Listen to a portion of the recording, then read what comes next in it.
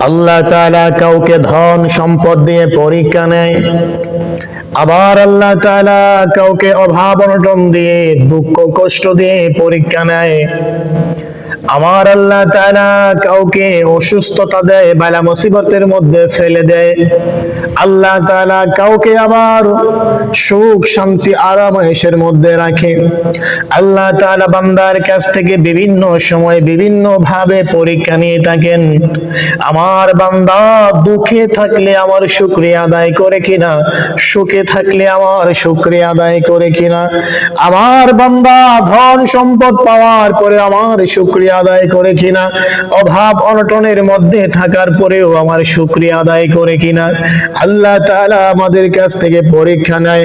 এই দুনিয়ার মুসলমানেরা, আমার প্রিয় ভাইয়েরা, আল্লাহ তাআলা যদি কাউকে ধন সম্পদ দান করে আর সেই ধন সম্পদকে যদি আল্লাহ তাআলার পক্ষ থেকে নিয়ামত মনে করে, গনিমত মনে করে, তাহলে ওই ব্যক্তি পরীক্ষার মধ্যে উত্তীর্ণ হতে পারবে। আল্লাহ তাআলা কাউকে যদি অভাব অনটনের মধ্যে রাখে, দুঃখে কষ্টের মধ্যে রাখে, আর ওই ব্যক্তি যদি মনে করে আল্লাহ তাআলা আমাকে ভালোবাসে, আমি কষ্ট করব, অভাব অনটনের মধ্যে দিন কাটাবো, এটা আল্লাহ তাআলার পক্ষ থেকে আমার জন্য নির্ধারিত, তাহলে ওই ব্যক্তিও পরীক্ষার মধ্যে উত্তীর্ণ হতে পারবে।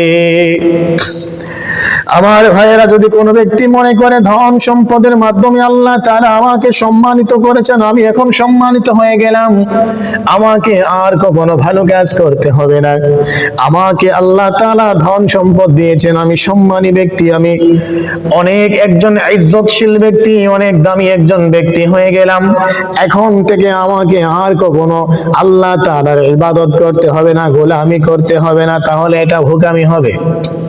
আবার যদি কোনো ব্যক্তি মনে করে আল্লাহ তাআলা আমাকে অভাব অনটন দিয়ে আমাকে অপমান করেছেন, অপদস্থ করেছেন, তাহলে এটাও বোকামি হবে।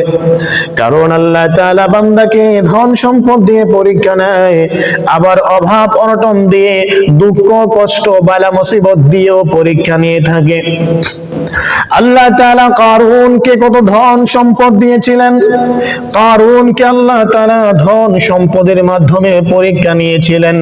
কারুনকে আল্লাহ তাআলা এত ধন সম্পদ দিয়েছিলেন, কারুনের মতো ধনী ব্যক্তি এখন পর্যন্ত পৃথিবীতে কেউ নাই। আল্লাহ তাআলা কারুনকে ধন সম্পদ দিয়ে পরীক্ষা নিয়েছিলেন। আল্লাহ তাআলা কারুনের কাছ থেকে পরীক্ষা নিচ্ছিলেন, কারুন ধন সম্পদ পাওয়ার পরে সে আল্লাহকে ভুলে যায় কিনা। আল্লাহ তাআলা কারুনকে ধন সম্পদ দিলেন, ধন সম্পদ পাওয়ার পরে মূসা আলাইহিস সালাতু ওয়াস সালাম যখন কারুনের কাছে যাকাত চাইলেন, যে তোমাকে তো আল্লাহ অনেক ধন সম্পদ দিয়েছেন, অনেক ধন সম্পদশালী আল্লাহ তোমাকে বানিয়েছেন, এবার তুমি ওই ধন সম্পদ থেকে কিছু আল্লাহ তাআলার রাস্তায় বিলিয়ে দাও, আল্লাহ তাআলার রাস্তায় কিছু খরচ করো, যাকাত দাও। কারুন সেদিন অস্বীকৃতি জানিয়েছিল, আমাকে আল্লাহ তাআলা ধন সম্পদ দেয় নাই, বরং এই ধন সম্পদটা আমি নিজেই উপার্জন করে নিয়েছি। আল্লাহ তাআলা কারুনকে ধন সম্পদ দিয়ে পরীক্ষা নিলেন। কারুন সেই ধন সম্পদ পেয়ে আল্লাহ তাআলার নাশুকরি বান্দা হয়ে গেল, আল্লাহ তাআলার কৃতজ্ঞতা আদায় করতে ভুলে গেল, আল্লাহ তাআলার নাফরমানি করা শুরু করে দিল। এমন কি মূসা পয়গম্বরের বিরুদ্ধে একটা বাজে মহিলা লাগিয়ে দিল, যেই মহিলা সর্বক্ষণ মূসা আলাইহিস সালাতু ওয়াস সালামের নামে বদনাম করত, অপবাদ দিয়ে বেড়াইতো। সেই মহিলাকে টাকা দিয়ে ভাড়া করে নিযুক্ত করেছিল কারুন। আল্লাহ তাআলার কাছে এটা পছন্দনীয় হয় নাই, আল্লাহ তাআলার কাছে এটা সহ্য হয় নাই। একটা পয়গম্বরের বিরুদ্ধে একটা খারাপ মহিলাকে টাকা দিয়ে ভাড়া করে লাগিয়ে দিবে, লেলিয়ে দেবে, আর ওই মহিলা মানুষের কাছে গিয়ে গিয়ে পয়গম্বরের বদনাম করবে। আল্লাহ তাআলার কাছে এটা ভালো লাগে নাই। আল্লাহ তাআলা কারুনকে ধন সম্পদ দেওয়ার পরে কারুন সেই ধন সম্পদটা কাজে লাগায় নাই, আল্লাহ তাআলার জন্য খরচ করে নাই, আল্লাহ তাআলার শুকরিয়া আদায় করে নাই, বরং আরো নাফরমানি করা শুরু করে দিল। আল্লাহ তাআলা বলেন, কারুন তোমাকে আমি ধন সম্পদ দিয়েছি, এই ধন সম্পদ তুমি আমার রাস্তায় খরচ করো নাই, এজন্য আমি আল্লাহ তোমাকে ধ্বংস করে দিলাম। আল্লাহ তাআলা কারুনকে এমন ভাবে ধ্বংস করে দিয়েছেন, কারুন মাটির নিচে তার ধন সম্পদ সহকারে আল্লাহ তাকে ঢুকিয়ে দিয়েছেন। এখন পর্যন্ত সে মাটির নিচ দিকে যাইতেছে।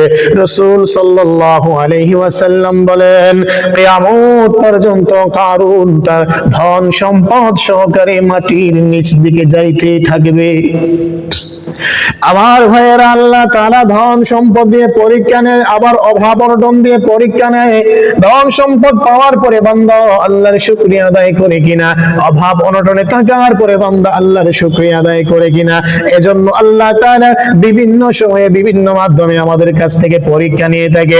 হযরতে বেলাল হাফসি রাদিয়াল্লাহু তাআলা আনহুকে আল্লাহ তাআলা অভাব অনটন দিয়ে, ধন সম্পদ না দিয়ে, অর্থ না দিয়ে পরীক্ষা নিচ্ছিলেন।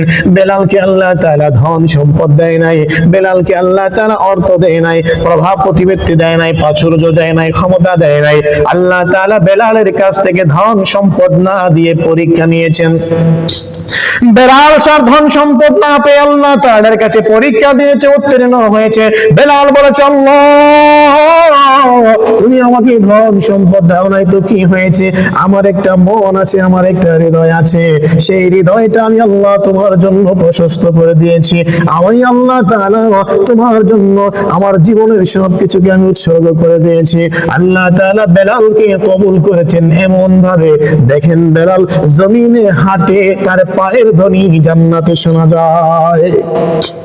বেলালকে আল্লাহ ধন সম্পদ দেয় নাই, ধন সম্পদ না দিয়ে বেলালের কাছ থেকে আল্লাহ পরীক্ষা নিয়েছে। অনেকে আল্লাহ তাআলা ধন সম্পদ দিয়ে পরীক্ষা নেয়, অনেককে আল্লাহ তাআলা ধন সম্পদ না দিয়ে পরীক্ষা নেয়।